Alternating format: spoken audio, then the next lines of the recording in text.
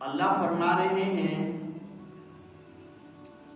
وَلَا تَكُونُوا كَالَّذِينَ نَسُوا اللَّهَ،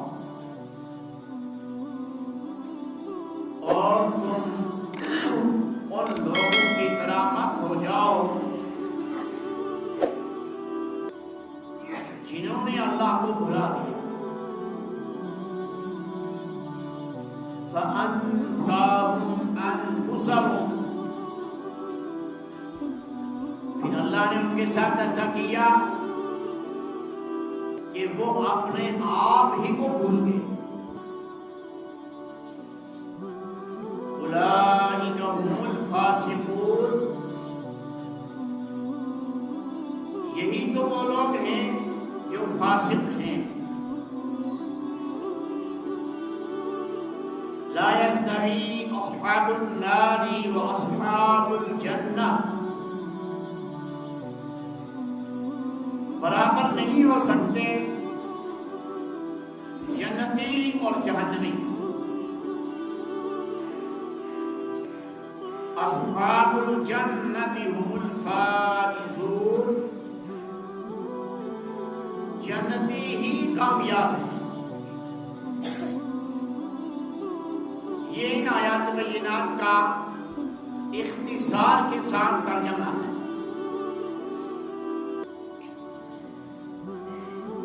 قرآن مجید میں بہت ساری جگہوں پہ ان اقوام کا ذکر ہے جن کے پاس حضرات انبیاء کرام علیہ السلام آئے،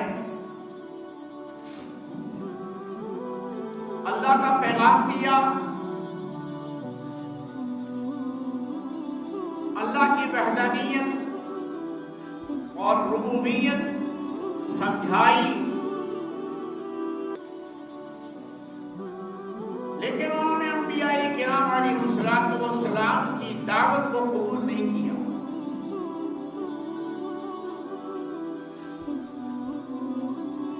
وہ اپنے منمانی کے مطابق دنیا کے اندر رہتے رہے اور انبیاء کرام علیہ السلام انہیں دعوت دین دیتے رہے۔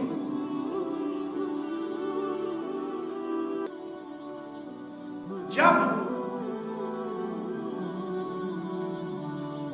اللہ ذوالجلال والاکرام کی نافرمانی پر نافرمانی کرتے رہے تو ان پہ اللہ کا عذاب آیا۔ کہ کیسا عذاب آیا؟ ہود علیہ السلام کی قوم کے متعلق آتا ہے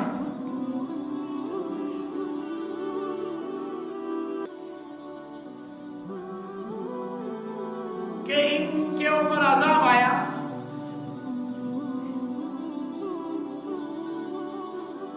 فَأَخَذَتْهُمُ الرَّجْفَةُ فَأَصْبَحُوا فِي دَارِهِمْ جَاثِمِينَ، ایک چیخ آئی، ایک خطرناک آواز پیدا ہوئی، اس چیخ کی وجہ سے یہ اونڈے منہ اپنے گھروں میں پڑے تھے اور مرے ہوئے تھے۔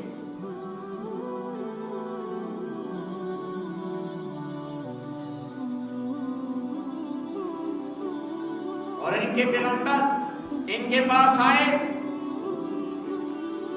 وقال یا قوم لقد ابلغتكم رسالة ربی ونصحت لكم ولكن لا تحبون الناصحين،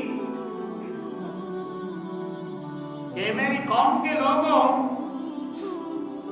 میں نے تو تمہارے پاس اپنے رب کی رسالت پہنچا دی تھی، اپنے رب کا پیغام پہنچا دیا تھا، وَنَصَحْتُ لَكُمْ، اور میں نے تو تمہارے لیے نصیحت کر دی تھی، وَلَكِنْ لَا تُحِبُّونَ النَّاصِحِينَ، لیکن تمہارا یہ عالم رہا کہ تم نے بار بار نصیحت کرنے والے کی نصیحتوں کو ٹھکرایا، تم نے بار بار پیغمبر علیہ السلام کی تکذیب کی، اللہ کا عذاب آیا۔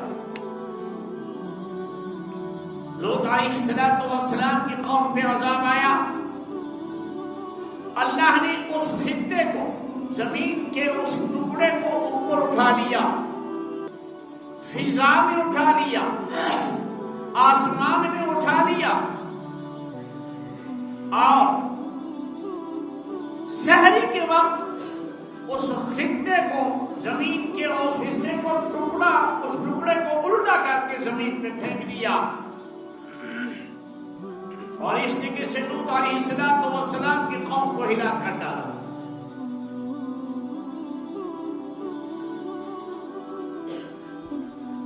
شیخ فرید الدین عطار رحمہ اللہ نے کیا لکھا؟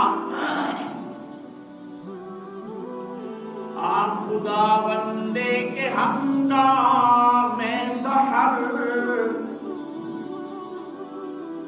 خدا بندے کے ہنگام سحر، کرد قوم لوط راز روز زبر۔ وہ اللہ کی ذات جس نے سحری کے وقت لوط علیہ السلام کی قوم کا تختہ الٹ دیا۔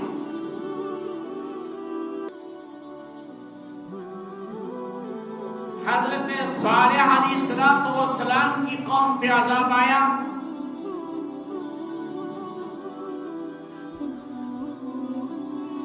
اور فرمایا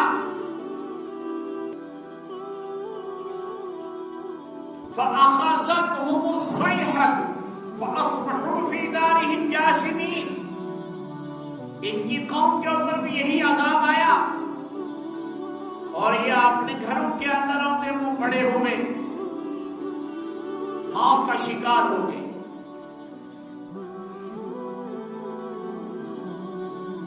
اسی طریقے سے بعض اقوام کے اوپر عذاب آیا، ان کی شکلیں بدل دی گئی، ان کی صورتیں مسخ کر دی گئیں۔ وَجَعَلَ مِنْهُمُ الْقِرَدَةَ وَالْخَنَازِيرَ۔ ان کی قوم کو بندروں کی شکلیں دے دی اور خنزیر کی شکل میں تبدیل کر دیا۔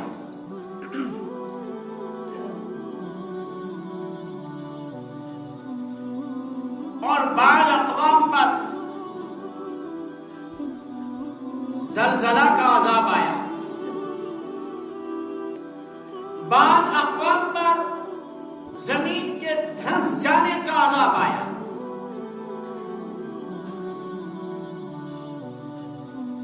وجہ یہ کہ انہوں نے حضرات انبیاء کرام علیہ السلام کی تعلیمات کو یکسر مسترد کر دیا، ایک لمحہ کے لیے بھی احکامات خداوندی کو تسلیم نہیں کیا۔ حضرت نوح علیہ نبینا علیہ السلام کی قوم پہ عذاب آیا، طوفان نوح کہ زمین نے پانی اگلنا شروع کیا اور آسمان نے پانی برسانا شروع کیا، پوری روئے زمین پانی سے بھر گئی، خشکی کا حصہ بھی پانی کے اندر ڈوب گیا، اور اتنا بلندی پہ پانی آ گیا کہ نوح علیہ السلام کی کشتی چودی پہاڑ پہ جا کے رکی، جو بہت اونچائی پہ واقع ہے، اور ساری دنیا چرند پرند بھی، حیوانات بھی اور انسان بھی سارے کے سارے ڈوب گئے، سوائے ان انسانوں کے، ان حیوانات کے جو نوح علیہ السلام کی کشتی میں سوار تھے۔ یہ واقعات قرآن مجید کے اندر درج ہیں۔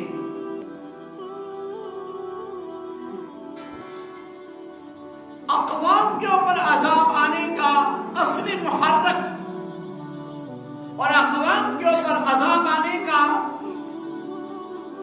اصلی اسباب اور علتیں جو ہیں وہ اللہ کی نافرمانی ہے، وہ پیغمبر علیہ السلام کی نافرمانی ہے، وہ اللہ کی کتاب کی نافرمانی ہے۔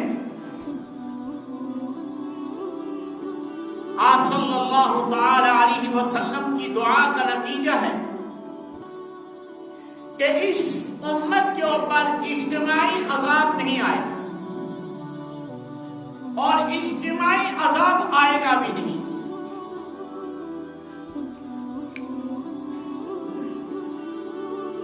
یہ حضور علیہ السلام کی دعا ہے، لیکن قرآن مجید میں جا بجا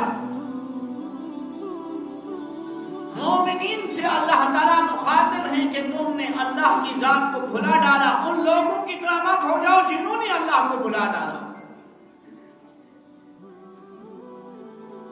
وَلَا تَكُونُوا كَالَّذِينَ نَسُوا اللَّهَ، تم ان لوگوں کی طرح مت ہو جاؤ جنہوں نے اللہ کو بھلا ڈالا، اللہ یاد ہی نہیں رہا، جبکہ اللہ ذو الجلال والاکرام نے پانی کی بوند پر انسان کی تصویر بنائی، شکل بنائی، حواس عطا کیے،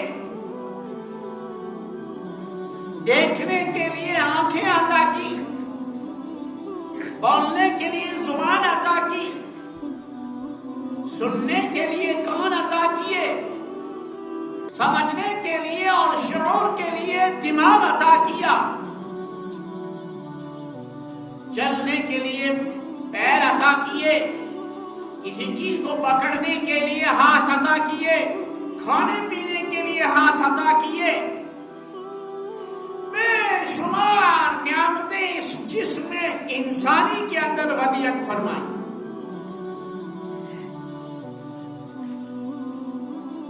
اور اس کے ساتھ ساتھ اللہ نے دل پیدا کیا اور دل کے متعلق فرمایا کہ اس کے اندر صرف میری ذات رہے، اس میں صرف میرا نام رہے، اس کا تعلق صرف میری ذات کے ساتھ رہے، اس کا تعلق صرف میرے نام کے ساتھ رہے،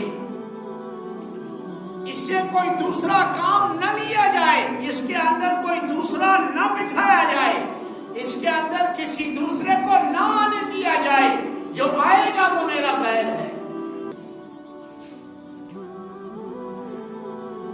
قرآن عظیم میں آیت آئی، ان اللہ اشتری من المؤمنین انفسهم واموالهم بان لهم الجنہ۔ اللہ تعالیٰ فرماتے ہیں کہ بے شک اللہ نے خرید لیا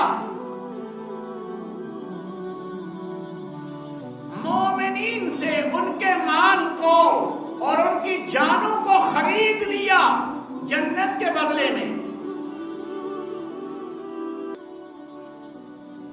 امام رازی رحمہ اللہ عجیب نقطہ یہاں ابھارا ہے، فخر الدین رازی رحمہ اللہ نے، کہ اللہ نے یہ کیوں نہیں فرمایا کہ اللہ نے مومنین کے اموال کو اور مومنین کے جانوں کو اور ان کے قلوب کو خرید لیا ہے؟ یہ کیوں نہیں فرمایا؟ قلب کا تذکرہ کیوں نہیں آیا؟ دل کا تذکرہ کیوں نہیں آیا؟ مال کا اور جان کا تذکرہ کیوں آیا؟ تو حضرت الامام نے فرمایا دل پر کسی کی اجارہ داری ہے ہی نہیں، یہ اللہ کا ہے۔ دل کسی کی ملکیت نہیں ہے، دل اللہ کا ہے، اس لیے دل تو اللہ ہی کا ہے۔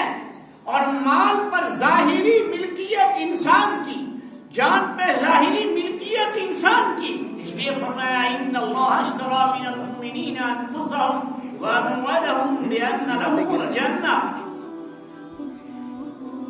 کہ اللہ نے انسانوں مومنین سے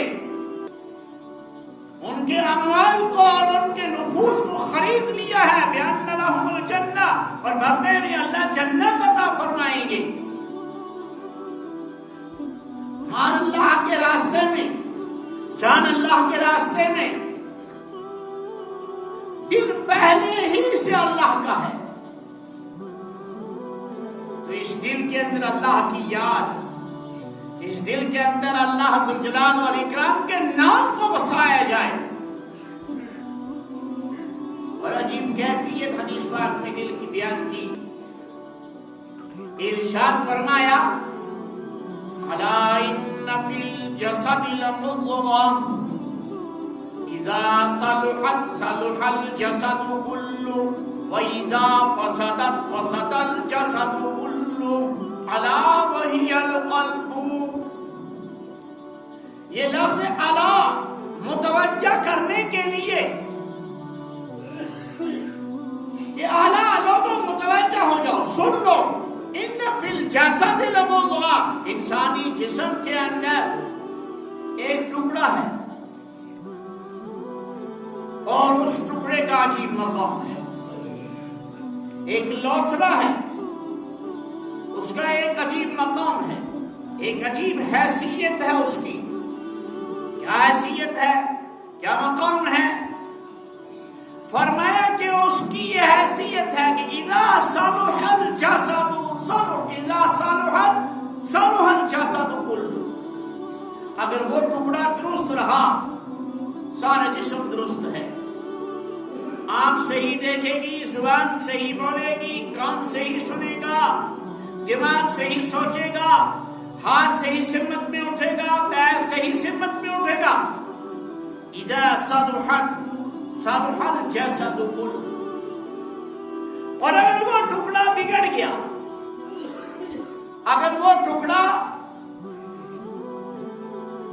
بگڑ گیا، اس کے اندر فساد آ گیا، وہ صحیح سمت میں کام نہیں کر رہا ہے، اس پر کام نہیں ہوا، اس پر محنت نہیں ہوئی، اس کو صحیح سمت میں نہیں لگایا، تو اذا فسدت فسد الجسد كله، سارا جسم بگڑ جائے گا. آنکھ غلط دیکھے گی، کان غلط ہی سنیں گے، دماغ کی سوچیں غلط ہی آئیں گی، ہاتھ پیر غلط سمت میں ہی جائیں گے، پورا ڈھانچہ بگڑے گا. فرمایا وہ کیا چیز ہے؟ حدیث میں آیا الا وہی القلب. یہ حیثیت جسم انسانی میں دل کی ہے کہ دل ٹھیک ہے پورا جسم ٹھیک ہے، دل ٹھیک نہیں پورا جسم بگڑا ہوا ہے. قرآن مجید کے اندر، احادیث مبارکہ کے اندر دل پر محنت کرنے کا بہت زیادہ زور دیا گیا ہے.